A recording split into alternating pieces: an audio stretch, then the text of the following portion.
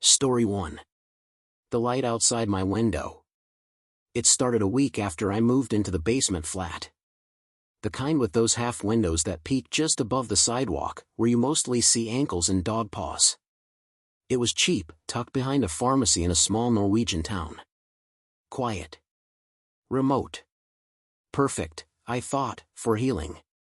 I'd left my ex 4 towns ago. Blocked his number.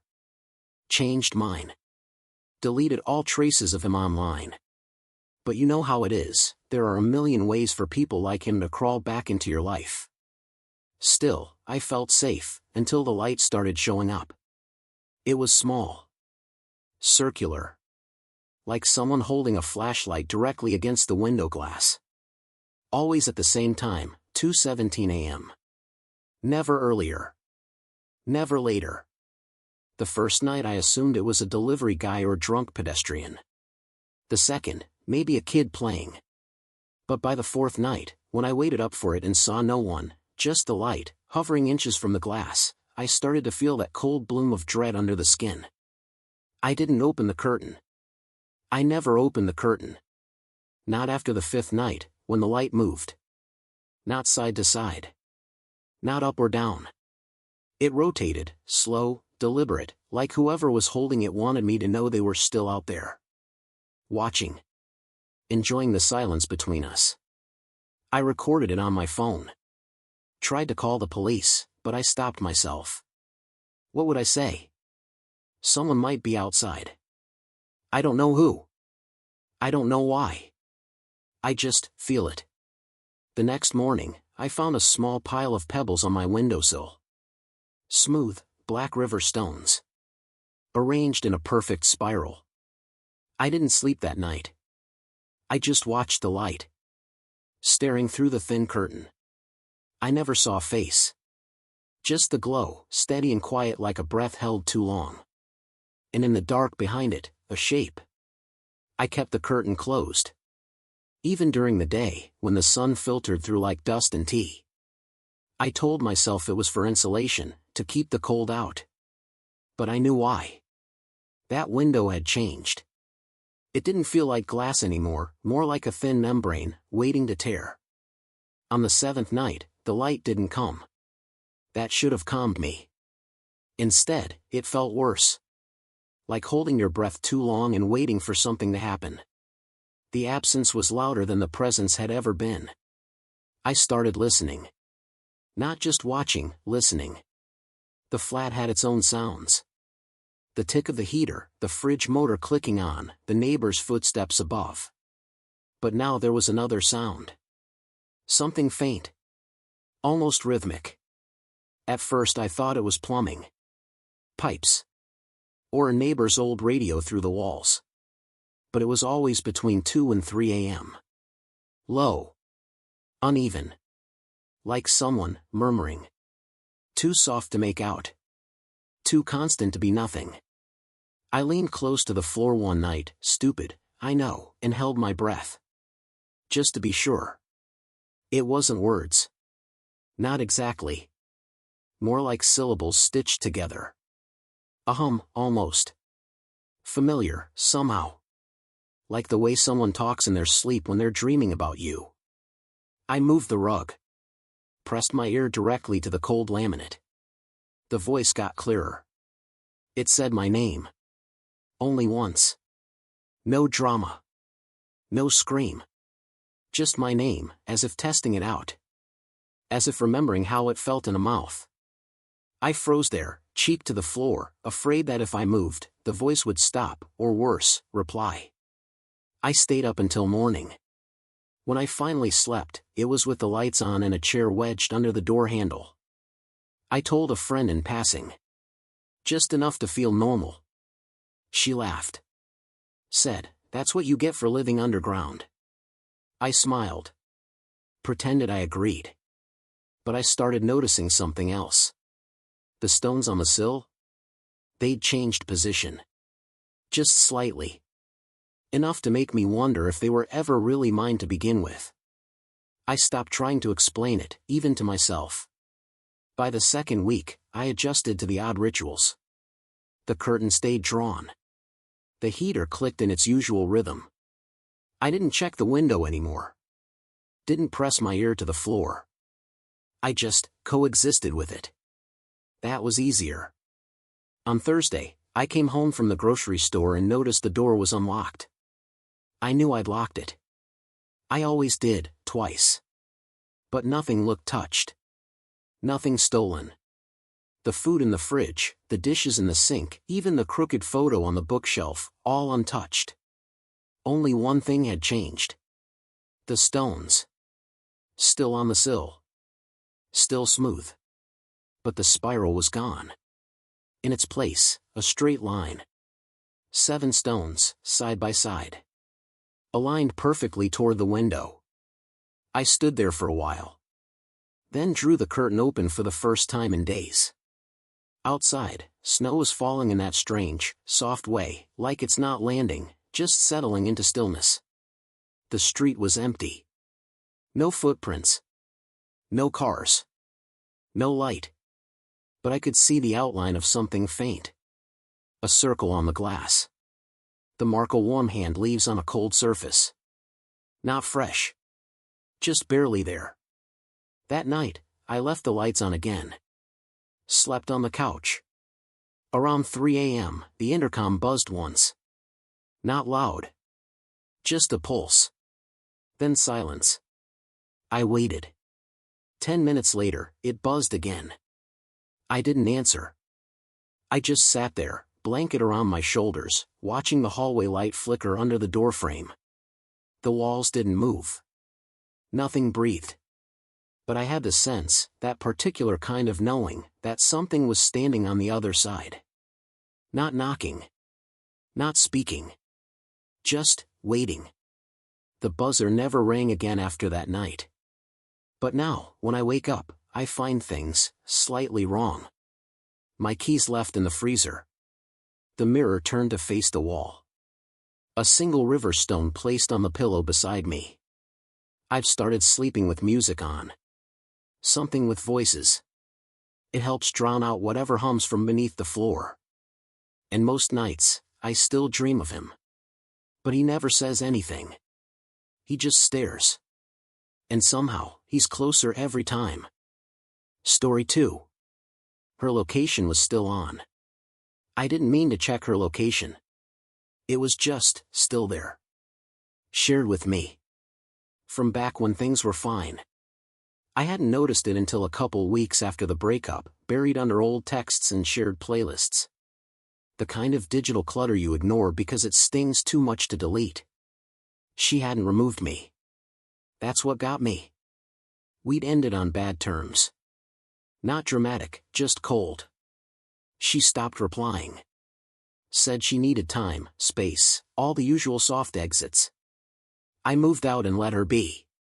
But that night, the map pinged. Just once. Late. 2:39 a.m. Her dot showed up in a place I didn't recognize. A wooded area outside town. Empty roads, no houses. Just a pin floating in the dark, surrounded by trees. I stared at it too long. Told myself it was a glitch. Phones bug out. Maybe she was driving. Lost. Camping, even. But I couldn't stop looking. An hour later, the dot hadn't moved. The next night, same time, it pinged again. Same spot. No motion. Just her name, Anna, hovering there like it was waiting. I didn't call. We hadn't spoken in months. It would have sounded petty, obsessive. But the more it happened, the more the logic unraveled. What was she doing out there every night, in the woods? Who would go to the same patch of trees at the exact same time, then vanish again? The fourth night, I opened Street View. Nothing. Just forest and an old, narrow path that didn't even have a proper name. No signs. No lights. I zoomed out.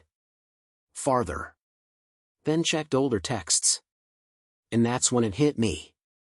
We'd driven past that area once, early in the relationship, when her phone died and we pulled over to check the map.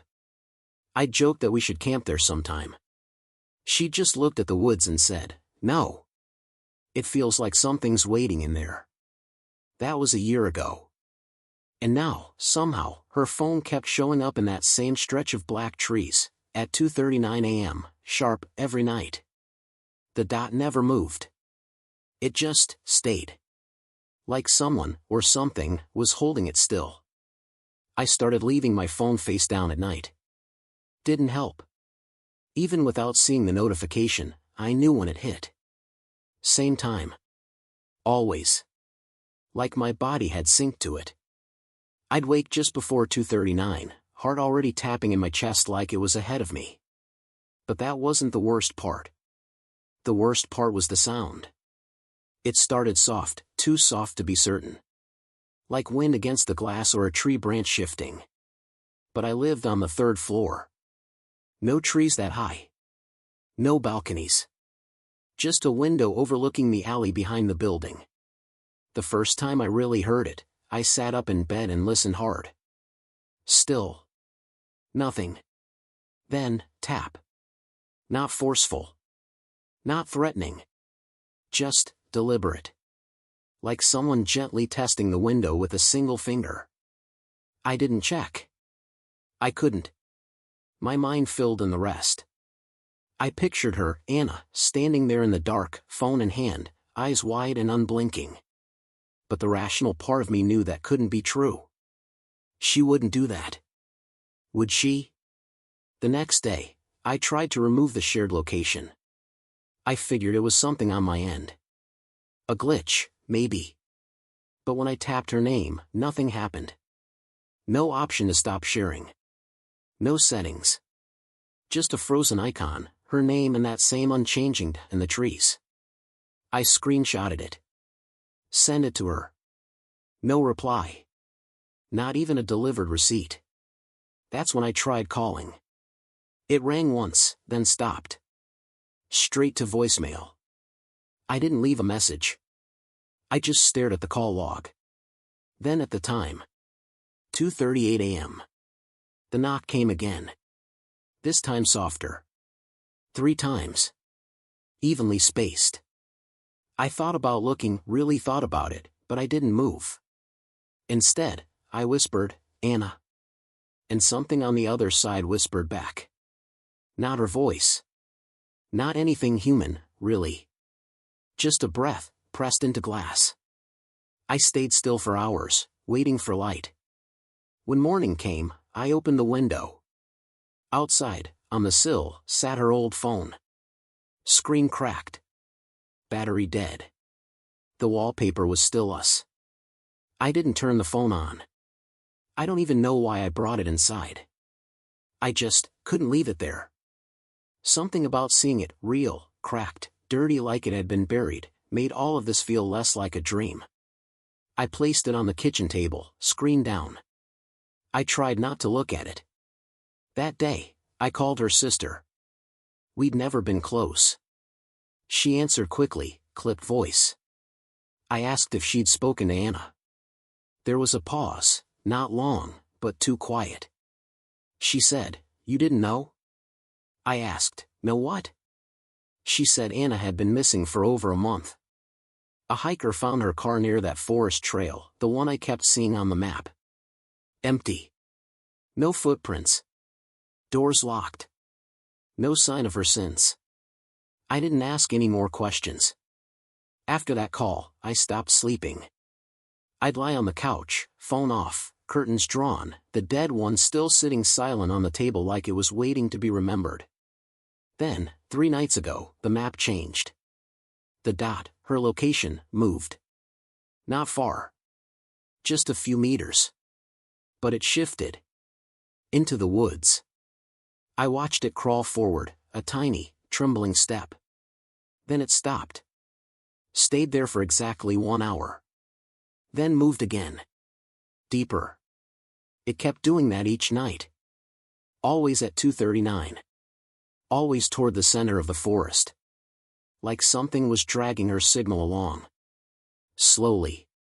Patiently. Last night, it reached the river bend. That's where the trail ends. Past that, it's just rock, ice, and dark. And now, tonight, It's gone. No more ping. No more dot. Just a gray circle where her name used to be. I thought I'd feel relief. But the moment it disappeared, my phone buzzed. Not a call. Not a message. A notification. Anna has stopped sharing her location with you. I stared at the screen. The timestamp was 2:39 a.m. I haven't moved since. Haven't spoken. Haven't touched that broken phone on the table. Because just now, I heard something outside. 3 soft taps. Not on the window this time. On the front door. Story 3. He changed the locks before I left. I left on a Thursday. No dramatic fight. No police. Just a suitcase, a quiet cab ride, and a numb kind of silence as we passed the hills. I didn't look back. I just kept my hands folded and eyes forward. He wasn't violent.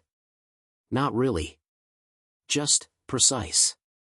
Everything had a place. A routine. Including me. The apartment was his, technically. I'd moved in after a year of dating, back when things were soft and kind. By the end, the walls felt tight, like they were breathing around me. Watching. Memorizing every move. So I left. I didn't take much. Just clothes, my documents, and the key he didn't know I had made. It was a backup. Just in case. I never used it, never needed to, until 3 weeks later, when I realized I'd left my passport in the drawer under the bed. I waited until I knew he'd be at work. Same job. Same schedule. Predictable, like everything else in his life. I slipped in around noon. Quiet. Careful. The apartment was colder than I remembered. Cleaner, too. All the furniture was where it had been, but something felt different. Like the place had been reset. Scrubbed of softness. No cushions on the couch. No books on the table. Just blank surfaces and folded corners. I found the drawer. My passport was still there. I could have left then. But I didn't. I walked to the kitchen. Opened the fridge. Empty, except for a single apple. Perfectly red. Perfectly placed. Center shelf. That's when I noticed it. The locks. He'd changed them. Not just the deadbolt, everything. New latch. Reinforced frame. Even the chain was different. Thicker. Brighter metal. Like he wanted it to hold. I backed away, slowly. Then I saw it, near the door, on the floor. My toothbrush. Not thrown. Not broken. Just there. Laid across the welcome mat, perfectly aligned with the edge. Like it had been set there. Welcoming me back. That's when I knew he'd let me in. Not by accident. Not by oversight. He knew I'd come. I didn't run. I wanted to, but something about the quiet held me in place. It wasn't fear exactly, not the immediate, sprint to the door kind, but something slower. Heavier. Like I'd already triggered something just by stepping inside. The toothbrush was still there. I stepped over it. I checked my phone. No new messages. No missed calls. Nothing from him. I should have left. Instead, I walked to the kitchen again. The apple was gone. In its place sat a white mug, the chipped one he used every morning. Steam curled from it. Subtle. Faint. But real. The mug was warm. I didn't touch it. Just stared. The clock on the wall read 12:17. His lunch break started at 1 o'clock. He wasn't supposed to be here. I called his name. Quiet. Just once. To fill the space. No answer. But I heard something shift. Not a footstep. More like weight, subtle, behind the walls. Floorboards sighing where no one should be. I moved toward the bedroom. Door ajar. Sheets perfectly made. No creases. As if no one had slept there in weeks. But his scent still clung to the air. Clean linen, cedar, something faintly chemical. And there, on the nightstand, sat my old necklace. The one I hadn't seen since before I moved out. Laid flat. The chain coiled in a perfect circle. He must have found it after I left. I didn't even remember forgetting it. Next to it, a folded note. I didn't open it. I don't know why. Some part of me refused to touch anything more. Like each object I acknowledged made the space more his than mine, like I was walking deeper into something designed just for me. I turned around. Walked back to the door. The toothbrush was gone. In its place, the mug. Empty now. Dry inside. Like no one had used it at all. I didn't hear the lock click. But I felt it. Like a change in pressure. I tried the handle. It didn't move. The handle wouldn't turn. I didn't panic. Not immediately. I pressed the lock. Tried again. Nothing. Then again, harder. Still nothing. The chain was off. Deadbolt looked untouched. But the door didn't give, not even a creak. I stepped back, ran my fingers through my hair, and told myself to breathe. Maybe the wood had swelled. Maybe I'd turned it wrong. Then I noticed the windows. Closed. Not just shut, latched. Screwed in from the outside. I hadn't seen that before. I checked them all. Same. In the bathroom, even the vent had been covered. Mesh pinned over the opening like it had been deliberately sealed. Every exit accounted for. Every breath boxed in. I sat on the edge of the couch. Looked around. No TV. No clock now. Even the wall where his bookshelf used to be was bare. No hooks. No dust outlines. Like nothing had ever hung there at all. It didn't feel like his place anymore. Or mine. Just a space. Designed. Prepared. The air smelled different now. Faintly like old breath, that closed room scent you get when no one's opened a door in days. Then I heard it. Not a knock. A breath. Close. Inside. I stood. Slowly. Turned in place. No one there. But the hallway light flickered once. And on the floor, near the door, the mug had returned. Steam rising again. My phone buzzed in my pocket. I took it out. One message. From his number. No name. Just a blank contact and the words. You're safe here. I didn't reply. Didn't move. I just stood there, holding the phone like it might burn through my hand. The apartment didn't feel like it belonged to anyone anymore. It felt observed. Maintained. Curated. Another message buzzed through. No more leaving. I placed the phone down. Sat back on the couch. The mug stayed warm. Always warm. No matter how long I stared at it. And the door never opened again. I stopped checking. Eventually, I forgot what day it was. Or how long it had been. But sometimes, late at night, I still hear the deadbolt turn. From the inside.